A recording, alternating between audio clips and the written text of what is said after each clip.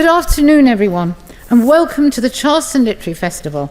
I'm Diana Reich, many of you know me already, founder and currently Senior Artistic Director of the festival. And I'm really delighted to present this session's speakers, biographer Katherine Bucknell, and talking to author and critic Bill Goldstein. As well, and very importantly, to thank the sponsors for this event, Lee Bell and Photios Pantasis. Are you in the audience? Anyway, thank you very much. And while I'm about it, thank you to all our sponsors. So, this event focuses on the English author and screenwriter Christopher Isherwood, whose dates are 1904 to 1986, who led many lives during that long period. He's known primarily for his Berlin stories, based on his pre-World War II experience of living in Germany, which were the source of the musical Cabaret, which I assume many of you are familiar with. The Berlin stories were first published, I can't resist telling you this, in the UK by the legendary Hogarth Press, established by Leonard and Virginia Woolf. Isherwood moved to America in 1939, where he remained for the rest of his life and reinvented himself more than once, and I'm sure you're going to hear all about this. Amongst others, he befriended Truman Capote, the inspiration for the festival's black and white ball on Friday evening. Capote's famous character, Holly Golightly, in his novella Breakfast at Tiffany's, was influenced by Isherwood's Sally Bowles. Now, I hope Catherine's not going to say I've got all that wrong, but we'll wait and see. So Katherine Bucknell is director of the Christopher Isherwood Foundation and is widely recognized as the leading authority on his life and work. She's edited all 4 volumes of his diaries and a volume of the letters between Christopher Isherwood and his partner, Don Buckady. She's also an expert on the life and work of Isherwood's friend, fellow expatriate and wonderful poet, great poet, W.H. Auden. On top of all this, I don't know how much she has time as a scholar, but she's also the author of 4 novels. So Katherine will discuss her new insightful biography of Christopher Isherwood with Bill Goldstein, who many of us are familiar with in Charleston because he's a long-standing interlocutor at the festival. And he's currently engaged in writing the life of Larry Kramer, the American author, playwright and gay rights activist who actually met Christopher Isherwood once. Bill's previous book, The World Broke in Two, is a non-fiction book, and it focuses on Virginia Woolf, T.S. Eliot, Ian Forster, and D.H. Lawrence at a particular moment in their creative lives, which to a certain extent overlaps with Christopher Isherwood as well. Bill reviews books, and many of you may have heard him, and interviews authors for NBC's Weekend Today in New York. So we know Katherine's going to be in good hands. So I'm going to hand over to Bill Goldstein and Katherine Bucknell.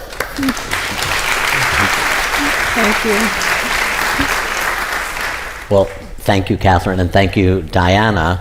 I think the first thing I should say is that Larry Kramer wished he had known Christopher Isherwood better, I'm sure. So, he was probably glad to have met him once. He was not alone in that. Well, that's what we're going to talk about, is the way he was open to the world and also closed off, I think, from at least that comes through in your book. But as Diana said, he's most famous for the Berlin stories, and then, of course, those are the basis for the musical and the movie Cabaret. But I know you wrote a 700-page book about this, but tell us who Christopher Isherwood was and what drew you to him and what has fueled really your interest in him over these decades as you edited his diaries and his lost memoir and also then written this book. You've been obviously dedicated to him for decades. Yeah, he was the son of an army officer, upper middle class, landed gentry. His mother was more a member of the middle class before she married. And he, went to the British public schools that prepared the Brits to go out and run the empire. He then went to Cambridge University. He was a sort of model son and public school boy, but he was the heir to the family estate, this Elizabethan pile in the north of England, just outside Manchester. None of it suited him. And around about 16, he began to realize that none of it suited him, and he became a complete rebel and renegade and tearaway. Flunked out of university on purpose, went to Berlin to find, he was gay, to find sexual freedom and just have sex. And then he had to run from the Nazis with his German boyfriend, who was pursued for the army and eventually arrested. And, actually as a little boy, Isherwood went to the movies, 8 years old, 10 years old, and he always wanted to write for the movies. So eventually he was headed for Hollywood, where he had a terrific, kind of professional studio career that paid for him to go on writing novels and later memoirs. And, all of his novels were in some way autobiographical, and closer and closer and closer to, he's kind of perhaps the seminal figure in this auto-fiction, fiction about the self in the 20th century. And so his later books are memoirs, but he did write novels until the last one was in 67. So I'll come back to a little bit about his life, but I want to follow up on what you just said, because you say in the book that he worked on the boundary between fiction and nonfiction. Yeah. And so if you could say a little bit about how he handled the form that he found. I mean, and you make a very interesting point in the Berlin stories, which are really two books joined together, Mr. Norris Changes Trains and then Goodbye to Berlin, that there are even differences within this one book that were, at least in the United States, published together eventually. Oh, this kind of omnibus of Goodbye to Berlin, which was a complete book published, in 1939, and Mr. Norris Changes Trains, a different kind of book. But Mr. Norris Changes Trains is a black comedy spy thriller, and Goodbye to Berlin is a modernist group of fragments of diary and fiction. And these were put together in 1945 and published by James Laughlin at New Directions as the Berlin Stories. And it kind of obliterated some really important and interesting literary aspects of the work. So in America, it's just sort of the content has been incredibly popular, Cabaret and so on, but the form of the book, very subtle, repays study, because what he's up to is he's not telling, one is a worked up, spy thriller, and the other is this very subtle type of new writing, which is, I was there, this was happening, this is who I am. It doesn't really tell who he is. Right. And then Hitler is rising to power, so we have, he's a character in the book, a small, big role, small amount of time spent on him. But when he's in Goodbye to Berlin, he is describing all these different aspects of what's going on in the city. So he lives in a slum with a working class family. He writes a story about that. He writes a story about a prominent Jewish family who, and focusing on two characters who have very different destinies. And so why does one disappear in the Holocaust and one get away? And it's all, you feel like you're just reading about what was happening, but you're really underneath it. There's a huge amount of study and preparation to it is the book in English about those 4 years in Berlin, 1929 to 33, when we went, from the end of Weimar to Hitler as dictator. I mean, it's so interesting that you say in the second part of the book, he uses a kind of fictionalized diary form that brings out, by altering the truth, brings out a greater material and psychological realism than the truth alone would have given. I mean, and so that's what you mean, I think, by saying how influential he is with the idea of autofiction, but then also Truman Capote's In Cold Blood, even, I mean, as the kind of nonfiction, a nonfiction novel. Yeah, Diana's exactly right. You know, we have no Holly Golightly without Sally Bowles, but the more subtle thing that you're observing, you know, In Cold Blood, I feel Truman Capote, you know, he looked up to Isherwood 20 years younger.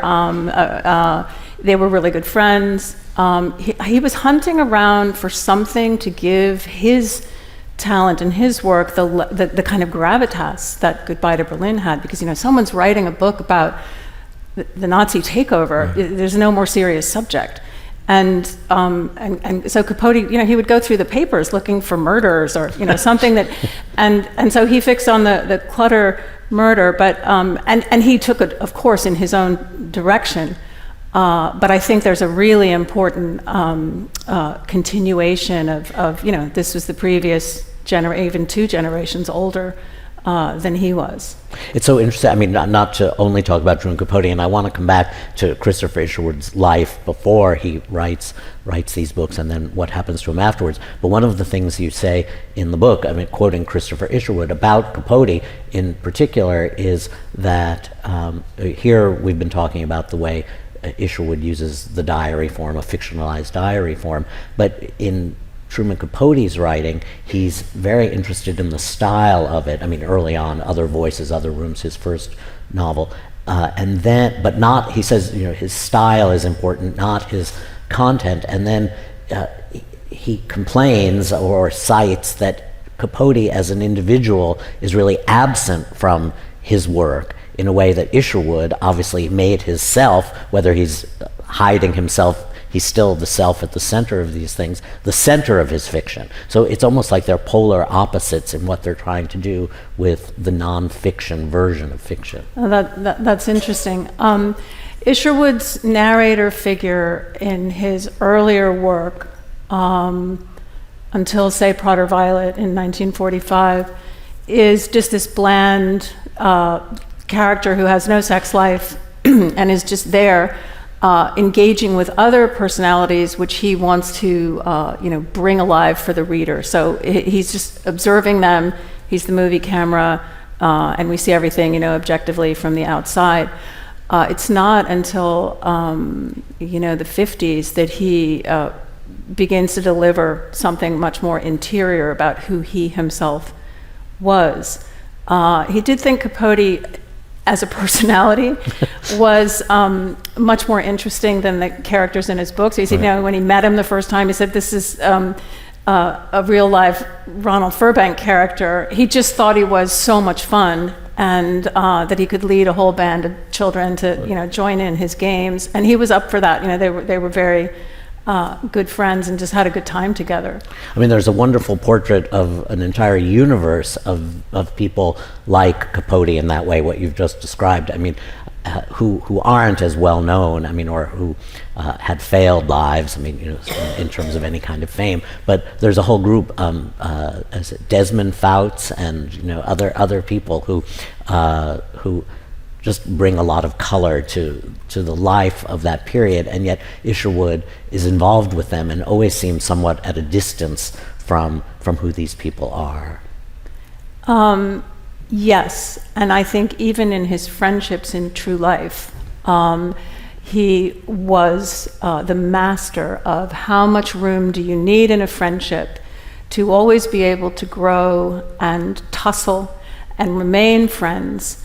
If you get too close, you drive each other crazy, the whole friendship busts up. So Isherwood, the list of his friends is just unbelievable. And he could be friends with any genius, any creative, you know, directors, actors, writers, whatever.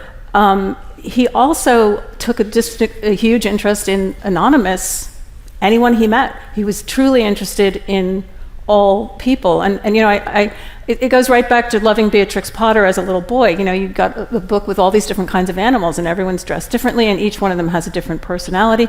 You know, he just loved Beatrix Potter, and I think, you know, the comedy of human life with all its variety was of enormous interest to him, and he used a lot of sort of no-name people to build characters in books. And some more famous. But if you were famous in your own right, you couldn't really get into one of his books because he couldn't work with that. It was, you know, somebody had already, you already had something. I got really interested in how much influence he had on American literature because there's Truman Capote, Gore Vidal, and a very close, important friendship with Tennessee Williams. You know, he was even involved in shaping the way that Cat on a Hot Tin Roof would be put on stage, and the rewrites for that. And that was one of the things I really enjoyed doing in the book, is trying to, you know, as an English writer, there was a kind of like in England, he's known until 1939, then he drops off the edge of the world. In America, he shows up in 1939, and we don't know anything about him before that. So I was trying to connect those things up and show his importance for American literature. I mean, the argument you make, or the observation you make, is that he built on British modernism. I mean, Virginia Woolf, E.M. Forster, who he knew, and he was obviously closer to E.M. Forster, who lived a much longer life, and they had more in common, at least, you know, being gay. But the British modernism of the generation before him, E.M. Forster, Virginia Woolf, and that he brings that to American literature and then does something new with it. Yeah, absolutely. And I think that at the time of World War II, we know that, you know, there were refugees from sort of Middle Europe who, many of them went to Hollywood, but there was like this huge influx of European culture into the United States. But this specifically, and he was part of that because he'd lived in Germany and he knew so many of those. But this other, you know, bringing Bloomsbury to the U.S. and then kind of adapting it to America. And actually, when he was working in the movie studios, he was always sneaking in some kind of character from, you know, if it was from George Bernard Shaw or from Ibsen, he'd sneak them in. And he wrote this one film, Adventure in Baltimore. Started out as Judgment Day in Pittsburgh, and, you know, it was based on an Ibsen play, Rossmore Holm, which ends with, you know, 3 suicides. And by the time it got to Hollywood, they cast Shirley Temple in the main part, and of course she ends up marrying the boy next door, and everybody's happy, and nobody kills themselves. But he was always there's, you know, the last century, the 20th century, there are so many ruptures and disruptions and disappearance of whole kind of cultural trends, like what was going on in Weimar. And he is a person who is actually bringing some delicate threads across. And if we can look at it now, looking backwards, we see that there are continuities and things we want to maybe recover and look at how did they get into American culture. I mean, there are many other figures for whom you could do a similar kind of study, you know, a lot of movie people and so on. But I think he's a very important, the literary one. I mean, when you were talking about his childhood and Beatrix Potter, I mean, you also make the point about his childhood, and I think this is behind a lot of what we're talking about. And you said, you know, he ran from Berlin, I mean, which was obviously necessary, I mean, to leave Berlin. But you say in the book that he was really running from fear his whole life. I mean, that he, yeah. And so where does that come from? What fueled that in him? And because it seems, as you're reading the book, that he's always leaving some self behind in a search for self that he is never quite at peace with, because he can never make the break somehow that he seems to want to make completely.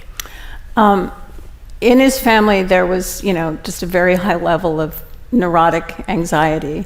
And, you know, it's very entertaining in the book, you know, his grandmother on his mother's side, who he describes as, in one of his books, he describes her as a psychosomatic virtuoso, and Isherwood himself was as well. So he came from this very privileged, kind of cosseted life in which he felt very alone even as a little boy, because his mother and father were always dashing off to a party or a hunt ball, or a shooting, and going to London. And then his father went away to World War I, where he was killed when Christopher was 10. Christopher was left alone a lot in this huge Elizabethan mansion, which was falling down. His grandfather had a stroke young, so he limped and kind of dribbled. I mean, we're talking Charles Adams. The house was falling down, it was leaking. His grandmother used to wander around kind of muttering to herself, and she'd get to a remote room in the house and then forget where she was going. And I think his nanny was very manipulative. She didn't like staying alone at that house while the parents were off. They were also very good painters, and so they were often away on painting trips. She would control Christopher by scaring him. And so there were hauntings in the Elizabethan house. And then he was a very happy and merry little creature until he was 5 or 6, and he started having these huge kind of anxiety attacks. And then when World War I came, and his father was very important to him, that was like one of the big stabilizing and also educational and show me how to do something. Daddy could always teach him, and give him magic tricks, or here's a camera and we're going to develop the film together. And then his father was killed. His mother never got over it. They never found the body. And I think there was just, and while his father was at the front in May 1915, Isherwood himself had nearly died of black measles. So he fell ill about the 1st of March 1915. He was sick for 2 months, temperatures of 105. He got septic shock from then getting pneumonia. So he survived that, but he always was left with some health issues. And I think they had kind of PTSD in the family. And then he had a little brother who was very developmentally disadvantaged and maybe had Asperger's, and that was a problem nobody could solve. It was given to Isherwood by his father. The last letter from the front was, look after your mother and your little brother, you're the only one who can. He was 10 years old. There was no way that he could do that. His mother was emotionally very needy, a brilliant woman in many ways. And his little brother was never going to be able to hold a job, so he had these overwhelming challenges very young, and I think he tried for a few years to live up to them, and then he just decided to forget things that were so painful, so frightening. He wanted to have fun. It was like, it was a war all through his childhood, boarding school, not enough to eat. He wanted to have a life. So this was, when he was at Cambridge University, he began to realize that he was in a trap created by the way of life that was, very traditional for his class and background. And he thought, I have to spring myself from this trap. It's very interesting how you describe him.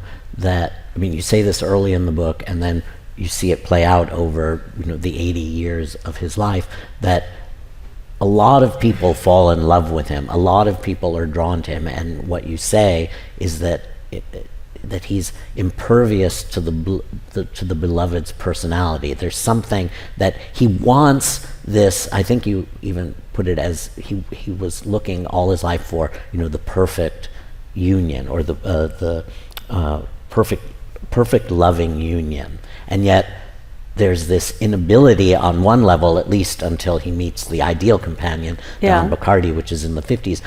He's constantly attracting people to him, but not really responding to them either in the way they want, or maybe as perhaps who they really are.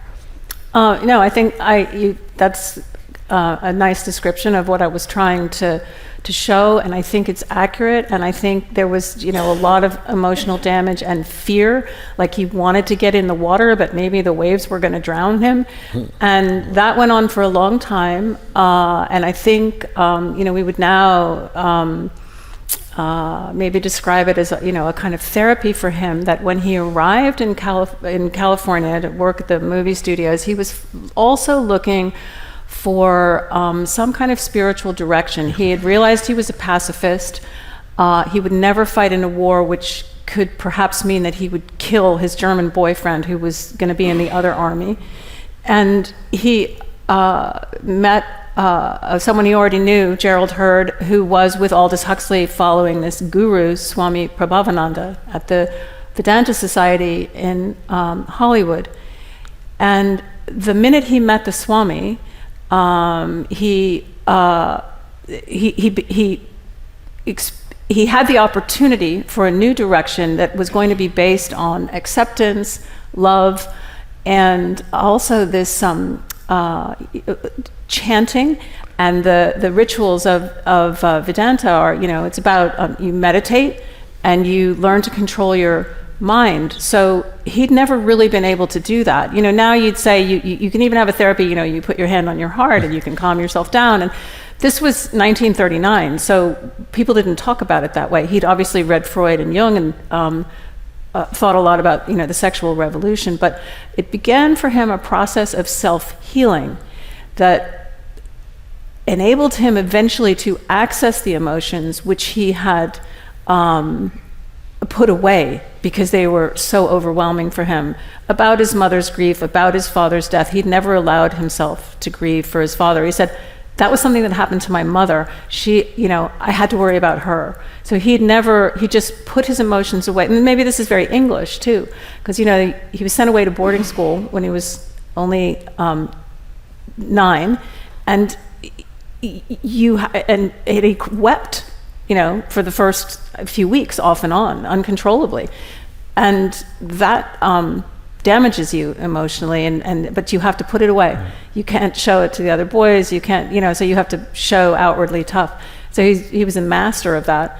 But when he met the Swami and began to meditate and try to, put away his ego, look at himself from the outside, that was a long life process for him, which was spiritual and mystical, but I think also a form of self-healing.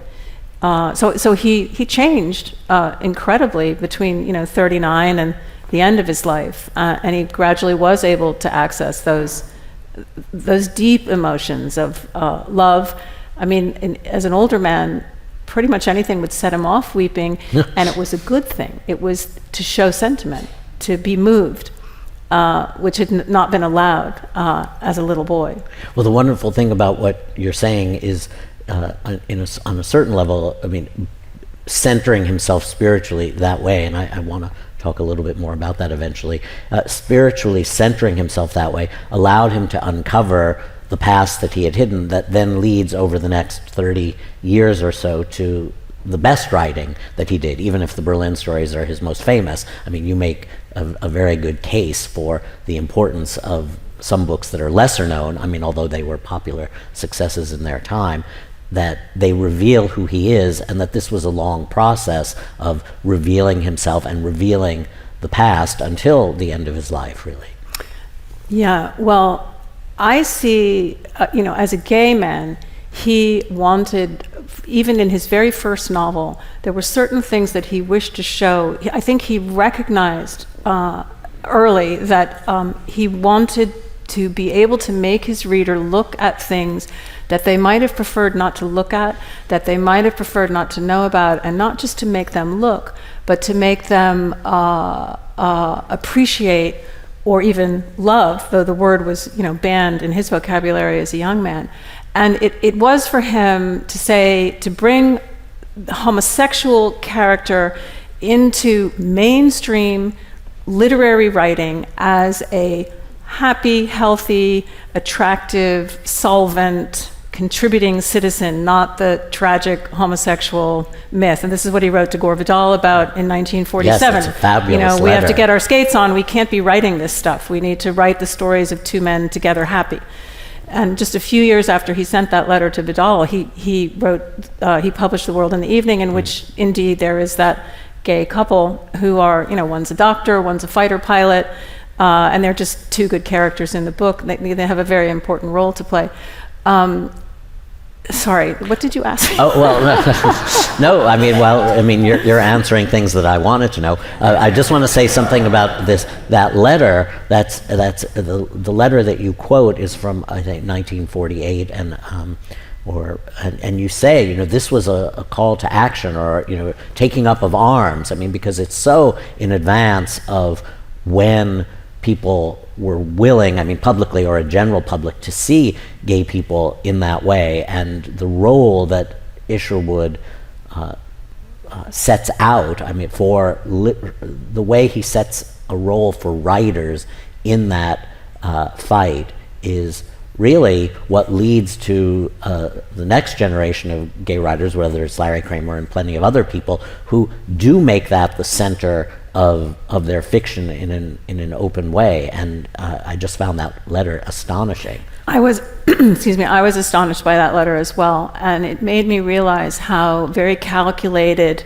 all of his writing was. Not that I didn't think it was calculated, but he, for example, I say in the book, he worked for a communist front in Berlin in the 30s, and when the communists were then persecuted by the Nazis and had to run away and go underground, and they had underground press in which they generated propaganda. So if they wanted to use the word communist, they said Christian, and they used the Roman Empire, and I have a thing in there about Charles Lawton's film of Nero and so on.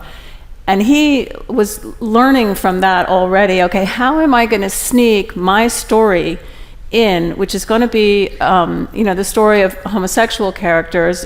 He used humor a lot, so it's always funny. So he would offer up something that the homosexual character was doing and then invite a little laughter, like, I'm putting this out there, but I don't really mean it, which is a sort of special kind of, and just to get it into the conversation. So you have, for example, Mr. Norris, who, is presented as straight, but there are so many clues in the books in the 30s that characters, if you were homosexual at the time, you couldn't have missed it. And he just kept sneaking it forward. It was, it was very important to him that this was not just something he was writing for other men who already knew what he knew. Right. He wanted it out in mainstream culture, as I said before. And his mother, this figure in his mind, this needy, brilliant, unevenly educated woman, was a kind of private audience. Like, he called her Kathleen, that was her name. I need Kathleen to accept and to love this character or similar audience. And so by the time you get to A Single Man, he is writing that for the mainstream. He didn't have like a gay section in the bookstore where that was going to go. That was like, I'm cracking this right open into every drawing room. And that was a really big deal to do that, to change the culture like that. Well, you say quite marvelously, about the mainstream, that he intended to write for the mainstream and altering the stream in a very subtle way so that it wasn't obvious that was what he was intending to do. And I seized on that sentence because early in the book you talk about when he and Auden come to the United States in 1939 and are leaving Europe behind, that one of the things that they're giving up on is they realize that their writing is not going to change the world. Yeah. And so it seemed to me, decades later, what he's doing is he's finding a way to change the world with his writing, but not in the overt way, and finding a new way to at least make those changes for visible to an audience, or changing the mind of an audience. He and Auden were very different on the question of being gay. It was something that Auden kept private. He was when he returned to the church, he said it was a sin, but I'm not going to stop sinning yet. And Isherwood, they'd both been very sympathetic to the left. They never joined the Communist Party, but I think one thing that Isherwood began to realize was that his these were almost like substitute affiliations, like his sympathy for the left, his sympathy for the Jews. His concern was like, well, I am also in a minority group. It's a kind of secret minority group. It's not even considered a minority group. When Isherwood wrote A Single Man, Auden wrote him a letter saying, what are you doing saying homosexuals are a minority group like blacks and Jews? They're not. And of course, this was the moment at which that was going to be recognized, that of course they were. So he sorry, I've now again lost the thread. I get overexcited with what I'm saying. Let's go back, I guess, one to Vedanta and his spiritual search, because in many ways it then becomes linked with his romantic search. But I just wanted to say about in that spiritual search, he's overcoming ego. And one of this book is filled not only with a magnificent narrative of the life, but so many brilliant insights that open books that you have read, as well as Isherwood's books that I haven't read, so presumably will open books that you might not have read either.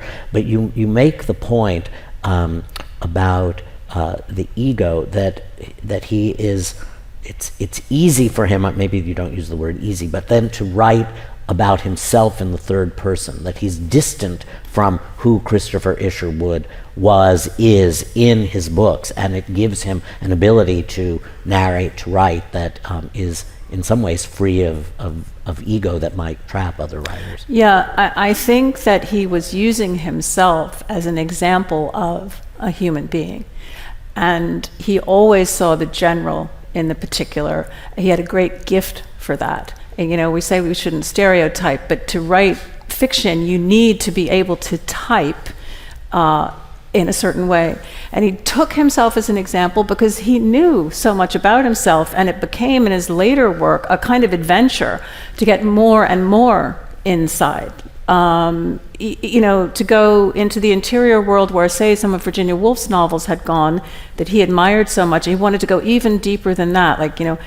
There are forces that are living us that are beyond our control, and in his later years he thought the job really was, let's try to observe what those are, like where are they coming from and how is it happening. So it sounds it's not he often put himself on the wind of change, like something is happening, he would let go and let it happen, and then try to describe what it was. And I think he thought that it was just an example of a human life. And so he's not writing about himself because he's obsessed with Christopher Isherwood. And I mean people have described him as a narcissist. I think they're just completely missing the point. That he was, and he is a very classic figure. He's a refugee. He moves from one country to another. He's, he sees himself as an outsider, and he realizes there's a loneliness with that. But then there's also really that's the right role for him. He's always more comfortable as the outsider, looking in, sort of studying how do we live. And then it became how do we live in America. It was how we live in England. How do we live in America? I had a lot of interesting commentary on just kind of, white, procreating, middle-class, post-war, conformist America. He said there has to be more than just material plenty. And what do you do when you have everything you need? Then how do you live? What a good question. If we're lucky enough to be here, we should always be asking ourselves that. And I never got tired of working on him, because I thought, I want to be thinking about that for myself.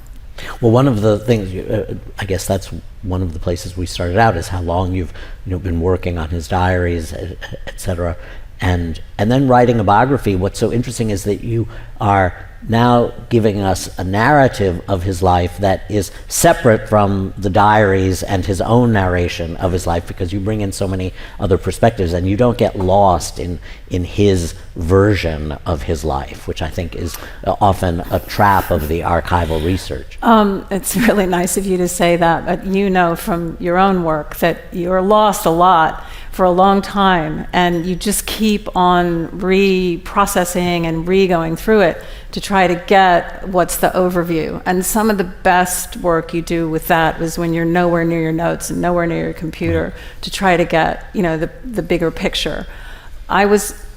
His mother is a, you know, really important figure, and I had all of her diaries, and I'm a mother, I have 3 children, so those first 10 years of his life, I felt so like it was a secret resource that I could see. You know, here's this woman describing this little boy, and I'm just clocking all the, oh yeah, I get that, because this is who he's going to become. It's all there in the first 10 years. And then there are people writing about him, you know, other critics, friends. So there is a lot of material. But it took it took me 10 years to do the book, because there are like 6,000 documents, and some of them are hundreds of pages long. So I was lost for many of those years. Well, in Larry's case, his mother, who lived to be 96, and he had a very difficult relationship with her, but she wrote a memoir that, you know, the family self-published, I mean, for, you know, relatives, when she was in her 80s and 90s. So that's filled with those same kind of details, and I'm now struggling with what are the salient details that I can include that reveal just what you said, who he was when he was a child, that become exactly who he was as a man. So I'm going to tease you a little bit. There's a banner, the Charleston Literary Festival, all memory is fiction, and I can't remember whose quote it is, but if his mother wrote this memoir later, I just, you know, no, of course. So I have her diaries, you know, of the night he is born, and you know, and then each day that, you know, he went out in his little buggy, or and the first time he was terrified of a loud noise. So it's contemporary. Oh yes, I'm teasing of course. you a little. Because I found, certainly when I was writing, that even he himself, when he was talking about something that had happened in the past, I always had to check, had he written this or that novel on that section of his life, because, oh dear, there's a kind of fictionalization in the novel which is then imprinted backwards onto an earlier memory, and so the earlier memory is lost. I was lucky enough to have a lot of, I had his date books, I had his diaries, I had his mother's diaries, and tons of letters. But talk about lost, you know, you're like, well, when did he say this? When did it happen? And it's very exciting to do it, and very challenging, but tricky. Well, luckily in Larry's case, there are also a lot of family letters from the time. But yes, I mean, of course, I know that what she was remembering in her 90s. But what's interesting, and not to talk about Larry Kramer too much, is that she's not self-critical. But what's interesting is that Larry always felt that his parents never loved each other. Like, why did they get married? He and his brother tried to figure this out for the rest of their lives. And in her account of her courtship with the father, she basically is saying almost like, I'm not really sure why I married him. I mean, you know, that he was so insistent, and he never asked her to marry him, and it was just sort of became assumed that they would get married. And then 2 months later, they did get married. And she talks about, in those 2 months, all the sleepless nights. She felt wondering if she was doing the right thing. She never says in the book that she loved her husband. I mean, so in that sense, it's really revelatory of what Larry did remember of his childhood, and then there are other things. I think one of the reasons that Isherwood was so determined that he would have a successful romantic relationship eventually was that his mother and father were in love, and they had a blissful married life until it was exploded by the war. And there is even a kind of, I say in the book, you know, came as a terrible shock to him that his mother loved his father more than she loved him, which didn't occur to him until his father died. And then I think he was like, you got to be kidding me, that guy? So Auden's parents, Auden always thought his parents were a mismatch. And I would say that Auden, you know, a genius and, you know, an amazing, but he never really had a happy romantic situation. He had, you know, he had a marriage, he had friendships, what he considered a marriage with Chester Coleman and friendships with other people. But Isherwood really did have, a long-term, successful, romantic relationship, tons of ups and downs. But he knew it was possible. He knew he could do it, and it was. I think he wanted it. He wanted that, and to be a writer. Those were his, two big things he wanted right from the beginning.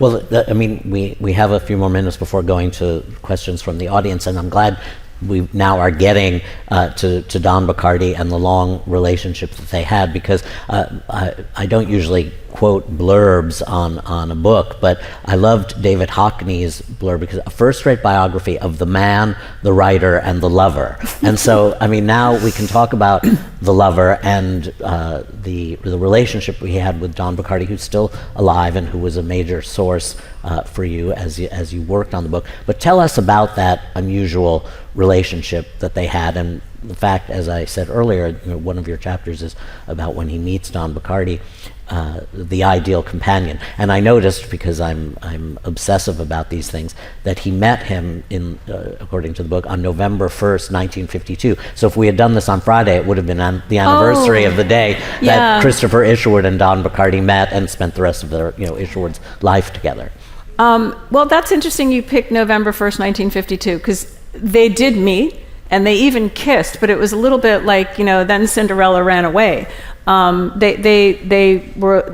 were introduced at a party. Don was in his freshman year at UCLA, and he didn't really quite understand who Isherwood was. I know you say he never met a writer. Never met a before. Writer. He was interested in movie stars. So who is a person who writes the story?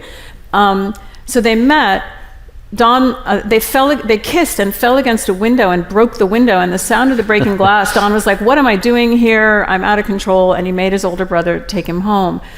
He was just beginning his own sexual life. He had already been having an affair with someone else, and they then met again in February 1953, so a few months later, and very quickly, it was like a wildfire. Isherwood knew something right away, that this was such an intelligent and such an impressionable and intense personality. And there was a drama going on in Don's family, that his elder brother, Ted, was bipolar and had been having these breakdowns, and so he had one of these breakdowns in February, and the police came and had to take him away, and he was put in the asylum. So Don was sharing all of this with Chris, and that they kind of bonded over this problem, which going back to Isherwood's younger brother Richard, who he'd never been able to save. I think there was a part of him that wanted to save some young guy, and he just kept on trying to save someone. Right. Because Don Bacardi was 24 years younger, 28 30 years younger. 30 years younger. So he was 18, and Chris was 48, and they got very involved over the Ted breakdown, but they also, Chris immediately took it. The first movie he took Don to, and they both went to the movies all the time, was a double feature with subtitles. It's Los Olvidados. So who takes a young kid to it's a very sort of intellectual situation. And then I think it was also a Cocteau, it was a double feature, so Cocteau and Buñuel. And then he took him to the ballet, and they got dressed up in suits and went to dinner. Don had never seen the ballet, and he just couldn't believe it. He loved it, and he became a complete ballet fanatic. He eventually drew the whole New York City ballet for Lincoln Kirstein. That was some years later. But Isherwood gave Don the first novel Don ever read, and Don is now unbelievably well read. By the time I met Don, I don't know if you've met Don, but he was like one of the best looking men that has ever walked the planet, and just so charming and so engaging, and very kind of spellbinding in a one-on-one. He's quite shy in a group, and he will be the person who's not talking. And then if you get off to one side, he is just riveting, and you can spend 3 hours talking to him, and he's very funny. And I just have been so lucky to have met him and been I mean, imagine, here am I, this, straight woman with kids, whatever, and I meet Don while I'm working on a book about a book of Auden poems, and over the next few years, this door opens into a world so unfamiliar to me and so fascinating, and I just went through, and it has completely changed who I am as a person. To be invited into Don's world and to try to, understand how homosexual men live, what is the sensibility, what are the relationships, and as it turns out, the whole culture was kind of going there. So I just was like on that train, and it's been just a huge adventure. Well, on that note, we can go to questions from the audience. I just wanted to say, Don Bacardi is a great artist in his own right. He's a portraitist, and you can, if his name is spelled Bachardy, and you should look him up on the web or on Instagram, because a lot of his portraits, especially his pencil or line drawing portraits, are available. And that's how Christopher Isherwood met Larry Kramer, is when Larry Kramer was nominated for an Oscar for his screenplay of Women in Love. He went while he was in Hollywood to, I guess, see Don and Christopher Isherwood, and Don Bacardi drew Larry in May or March of 1971. He's drawn 20,000 portraits, and there is going to be a major retrospective at the Huntington in the spring, April 2025. So, questions from the audience, and then we'll all go to the Huntington in the spring of 2025. There are microphones, so if you have a hand. Here, thank you.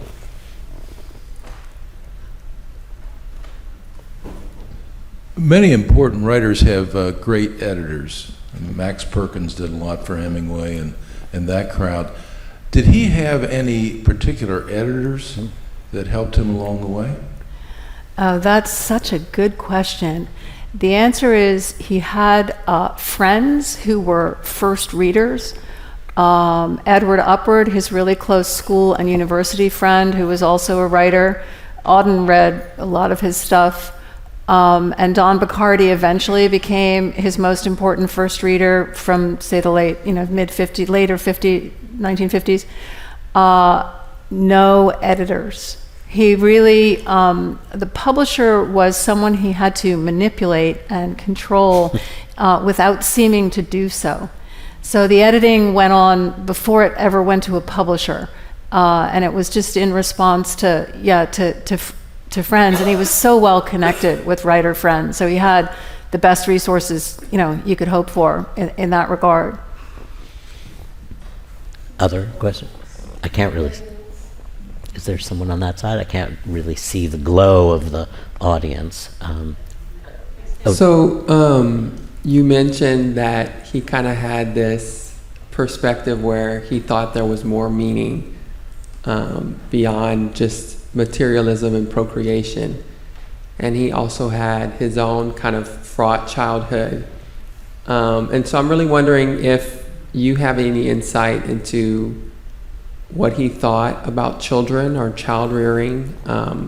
He met Don when he was still a teenager, but with all of this kind of chaos happening in his younger childhood, I'm just curious if later in life, what was his perspective on that?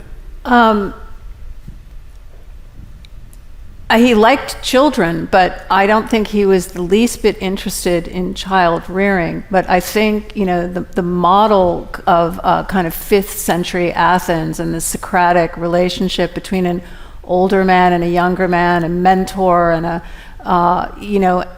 that is really something that was very important to him, and which he very subtly, I think, included in a single man. But he wasn't interested in, say, marriage. To him, this was the last century.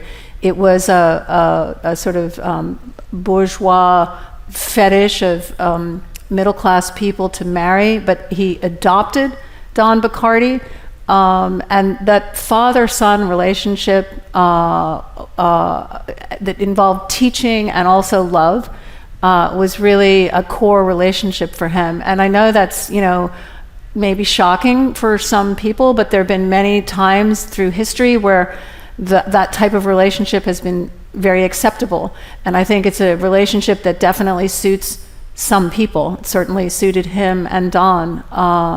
You know, if you talk to Don about Christopher Isherwood, what you just hear nothing but gratitude and love and kind of amazement for, you know, Don was the first person in his family to go to college. And he feels he learned everything from Christopher Isherwood, and that he was incredibly blessed to be in that relationship. So I don't know if that answers your question. One of the very moving narrative threads related to that is Don Bacardi not resisting, but coming out of that relationship into being his own man, almost in the way you're describing, as a grown-up adult, even though they are equals in their, you know, love for each other. I mean, that in a certain sense, Christopher Isherwood has to let Don Bacardi go to become the successful adult that he does become. Yeah, this was a great challenge of his maturity, that he found the ideal companion. 30 years younger, had a lot of growing to do and a lot of adventures he needed to have, and Christopher Isherwood felt that his mother had kind of planned and controlled a life for him that wasn't what he wanted, and he had to break free of that. So he used his Hindu practices of non-attachment to, as it was a sort of like his secret weapon, like, I am going to let Don become his own man and encourage him and support him in every way, because that's really the only way in the end we can stay together. And it's for me incredibly moving to you know, follow along and see that relationship. And I think it probably affected the kind of parent I am, in that I ended up, I think, being able to turn my kids loose and say, okay, whoever you are, I love you, and, you know, and go and be yourself, and you know, self-realization for everyone is seems to me essential. So I think that was a huge achievement for Christopher Isherwood. Other questions? And there's one on this side, if no. Well, there's a question over here, and then we'll go there. Okay. I'm curious about the impulse of his diary keeping. If he wants to be egoless, and is he just carrying on the Bloomsbury tradition of, you know, of Virginia Woolf obsessively writing in her diary? But is he using it for his fiction, or if he is trying to be egoless, why is he writing in his diary so often? Well, he started writing a diary when he was a boy at school. And one of the things I talk about in the book when he's at boarding school is how the diary became, when he was a teenager, a kind of mediumistic public report on the whole community.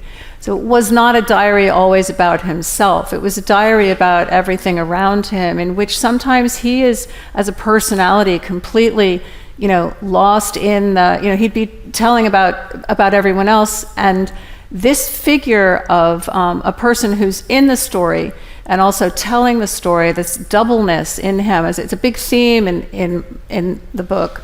And when he reports on himself, he also is a human being, part of the fabric of human life. So, you know, if he works with David Selznick, you'll get a very interesting and witty paragraph about what David said that day and how the movie script is going. And he will also comment on himself, because his curiosity is, well, you know, how does human nature work? So he would record certain things that were happening to him. And, you know, in his religious journey as well, it's like, here's what Swami said to me today, and what, you know, what does this mean? Or I need to do more prayer. I need to do more meditation.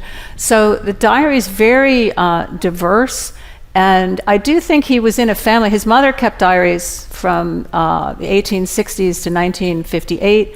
It was a family obsession, I think, with time and with nailing things down. There's a sort of literalism to it. He definitely drew on it for his fiction.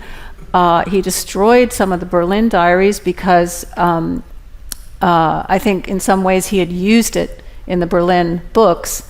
And also when he started traveling around, he was afraid the police would find something in there that they could, that it would get him into trouble crossing, you know, international borders. So I don't think that keeping a diary is necessarily an indication of self-obsession. It depends what you write in the diary.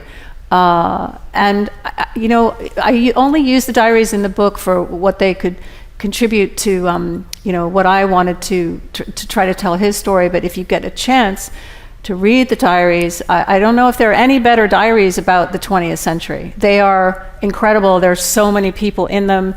And he was such a sharp observer and judge of human character. And there are, as I said earlier, a lot of big stars, stars in the culture. We haven't even talked about David Hockney. There's just so much there. So, and they're over 1 million words. Well, there's a lot that we haven't talked about, so that's why you should read Christopher Isherwood Inside Out. And Katherine, thank you for this talk for the hour. I had such a good time, and it was really Can I great. give you a hug? Thank you. Oh, thank you. Really fun to talk to you. Thank you. Well, thank you so much, Katherine and Bill, for bringing Christopher Isherwood to Charleston, something that I've always wanted to do.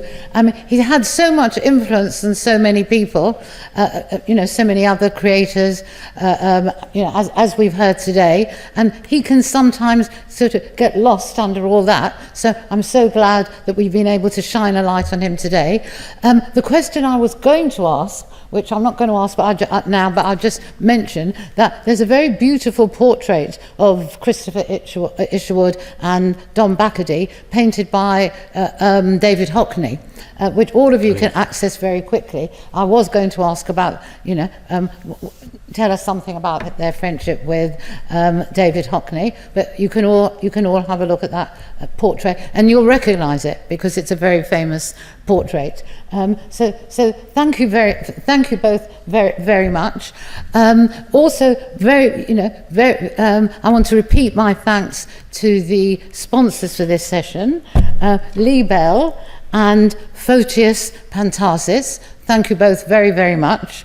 And now I just want to tell you about how you're going to get access to Katherine Bucknell's really definitive, absolutely definitive biography of Christopher Isherwood. I've read a lot about Christopher Isherwood. Nothing's ever going to surpass this biography. So this is your opportunity. Katherine is leaving Charleston later on today, so don't delay.